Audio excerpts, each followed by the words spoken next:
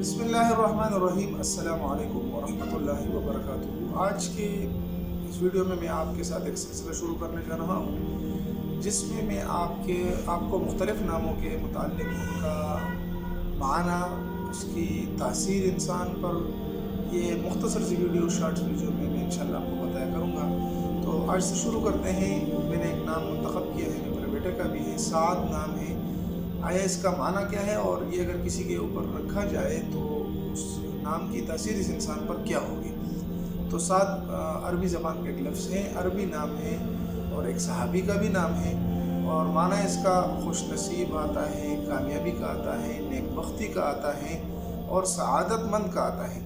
और इसकी तासीर इस इंसान के ऊपर जिसको ये नाम मुंतखब किया जाए जिसके लिए, तो उसके अंदर क्या होती है। तो उलमा ने ये लिखा है कि ये इंसान बासलाहियत होता है, खुश गुफ्तार होता है, यानी उसकी गुफ्तार अच्छी होती है और दूसरों को मुताअस्सिर कुन होता है, दूसरों को मुताअस्सिर कर सकता है।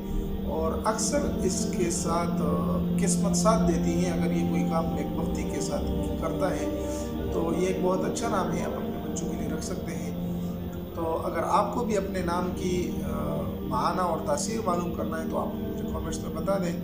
इंशाअल्लाह वल अज़ीज़ आपको भी आपके नाम का माना और तासीर बताई जाएगी।